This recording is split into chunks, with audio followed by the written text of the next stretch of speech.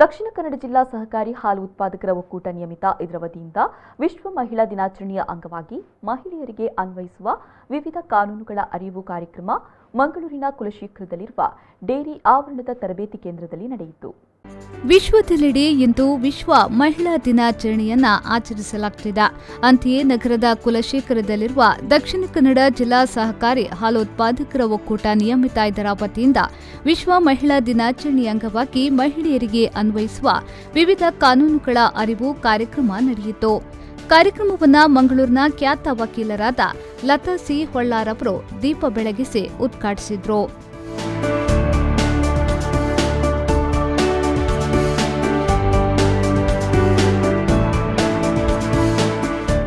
ಇದೇ ವೇಳೆ ಕೆಎಂಎಫ್ನ ಶೇಖರಣೆ ಮತ್ತು ತಾಂತ್ರಿಕ ವಿಭಾಗದ ಮುಖ್ಯಸ್ಥರಾದ ಡಾ ನಿತ್ಯಾನಂದ ಭಕ್ತಾರ್ ಅವರು ಮಾತನಾಡಿ, ನಮ್ಮ ದೇಶ ಮಹಿಳೆಯರನ್ನ ಪೂಜನೀಯ ಸ್ಥಾನದಲ್ಲಿ ಕಾಣುತ್ತದೆ.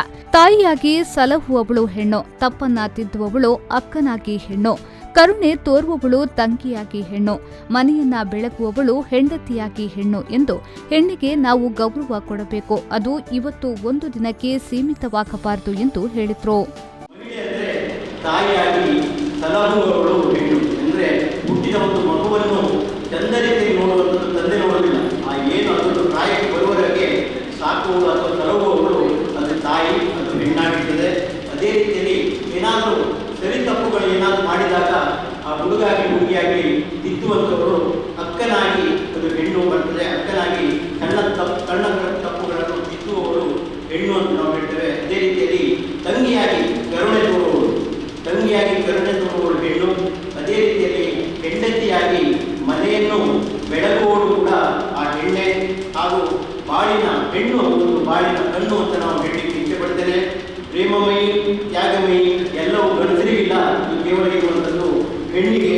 ಹಾಗಾಗಿ ಪ್ರೇಮಮಯಿ, ತ್ಯಾಗಮಯಿ ಹೆಣ್ಣು ಸ್ತ್ರೀಯನ್ನು ವಿಶೇಷವಾಗಿ ಈ ಒಂದು ದಿನ ನಾವು ಗೌರವಿಸಬೇಕು. ಈ ಒಂದು ದಿನ ಮಾತ್ರ ಅಲ್ಲ, ವರ್ಷಕ್ಕೆ ಅವರನ್ನು ಗೌರವಿಸಬೇಕು. ಕೆಎಂಎಫ್ನ ಮಾರುಕಟ್ಟೆ ವಿಭಾಗದ ವ್ಯವಸ್ಥಾಪಕರಾದ ಜಯದೇವಪ್ಪ ಅವರು ಮಾತನಾಡಿ, ವಿಶ್ವ ಮಹಿಳಾ ಸಂಸ್ಥೆ ನಾಯಕತ್ವದಲ್ಲಿ ಮಹಿಳೆ ಎನ್ನುವಂತಹ ನೂತನ ಘೋಷವಾಕ್ಯವನ್ನ ಹೊರಡಿಸಿದೆ. ಕೋವಿಡ್ ಪ್ರಪಂಚದಲ್ಲಿ ಸಮಾನತೆಯನ್ನ ರೂಪಿಸುವತ್ತ ವಿಶ್ವ ದಾಪುಗಾಲು ಇಡುತ್ತಿದೆ ಅಂತ ಅವರು ವಿಶ್ವ ಮಹಿಳಾ ದಿನಾಚರಣೆಯ ಶುಭಾಶಯವನ್ನ ತಿಳಿಸಿದರು.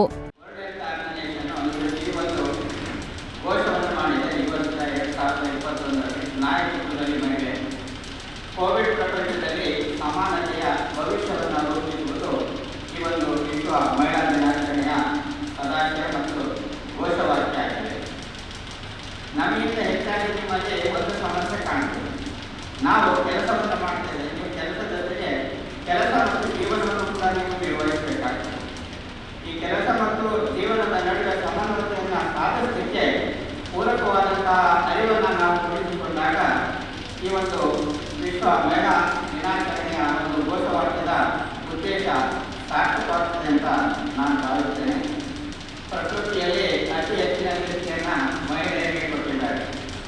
ಸೃಷ್ಟಿ, ಸ್ಥಿತಿ, ಲಯ ಮೂರು ಕೂಡ ನಿಮ್ಮಲ್ಲೇ ಇರೋದ್ರಿಂದ ನಿಮ್ಮ ರಕ್ಷಣೆಗಳನ್ನು ಯಾವ ರೀತಿ ಮಾಡಿಕೊಡ್ಬೇಕು ಅನ್ನೋದನ್ನು ಅರಿವನ್ನು ಮೂಡಿಸಿಕೊಳ್ಳುವ ಮೂಲಕ ಹೆಚ್ಚಿಸಿಕೊಳ್ತಾ ಹೋಗ್ಬೋದು. ಕಾರ್ಯಕ್ರಮದಲ್ಲಿ ಸಂಪನ್ಮೂಲ ವ್ಯಕ್ತಿಯಾಗಿ ಆಗಮಿಸಿದ ಖ್ಯಾತ ವಕೀಲರಾದ ಲತಾ ಸಿ ಹೊಳ್ಳಾರ್ ಅವರು ಮಹಿಳೆಯರಿಗೆ ಅನ್ವಯಿಸುವ ವಿವಿಧ ಕಾನೂನುಗಳ ಅರಿವು ಎನ್ನುವ ವಿಷಯದ ಕುರಿತು ಮಾಹಿತಿಯನ್ನ ನೀಡಿದರು. ಜಾಗತಿಕ ಒಂದು ಅರಿವು ಉಂಟಾಯಿತು. ಮಹಿಳೆಯರಿಗೆ ಸಿಗುವಂತಹ ಒಂದು ಕಾನೂನುಗಳ ಸೌಲಭ್ಯಗಳಾಗಿ ಮಹಿಳೆಯರ ಹಕ್ಕು ಬಾಧ್ಯತೆಗಳ ಬಗ್ಗೆ ಅನೇಕ ಚರ್ಚೆ ಉಂಟಾಯಿತು. ಇದರಿಂದಾಗಿ ನಮ್ಮ ಇಂಟರ್ನ್ಯಾಷನಲ್ ಅಥವಾ ನಮ್ಮ ವಿಶ್ವಸಂಸ್ಥೆ ಇದರ ಒಂದು ವಿಶ್ವ ಮಹಿಳಾ ದಿನಾಚರಣೆ ಅಂತ ಹೇಳಿ ಇವತ್ತಿಗೆ ಆಚರಿಸಬೇಕು ಅಂತ ಹೇಳುವಂತಹ ಒಂದು ನಿರ್ಧಾರವನ್ನು ತೆಗೆದುಕೊಂಡಿದೆ. ಈ ವಿಶ್ವ ಮಹಿಳಾ ದಿನಾಚರಣೆ ಇವತ್ತು ಕೇವಲ ನಮ್ಮ ದೇಶದಲ್ಲಿ ಮಾತ್ರ ಅಲ್ಲ, ದೇಶ ವಿದೇಶಗಳಲ್ಲಿ ಇದನ್ನು ಆಚರಿಸಿದೆ. ಈ ಮಹಿಳಾ ದಿನಾಚರಣೆಯ ಸಿಗ್ನಿಫಿಕೆನ್ಸ್ ಏನು? ಮಹಿಳಾ ದಿನಾಚರಣೆಯ ಸಂದರ್ಭದಲ್ಲಿ ಒಂದು ಮಹಿಳೆಯರಲ್ಲಿ ಅರಿವು ಮೂಡಿಸುವುದು, ಇನ್ನೊಂದು ಈ ಮಹಿಳೆಯರು ಉತ್ತಮ ಒಂದು ಸಾಧನೆಯನ್ನು ಮಾಡಿದಾಗ ಆ ಸಾಧನೆಯನ್ನು ನಾವು ಗುರುತಿಸೋಣ. ಯಾವಾಗ ನಾವು ಮಹಿಳೆಯರ ಸಾಧನೆಯನ್ನು ನಾವು ಗುರುತಿಸ್ತೇವೆ ಅದು ಅನೇಕರಿಗೆ ಒಂದು ಪ್ರೇರಣೆ.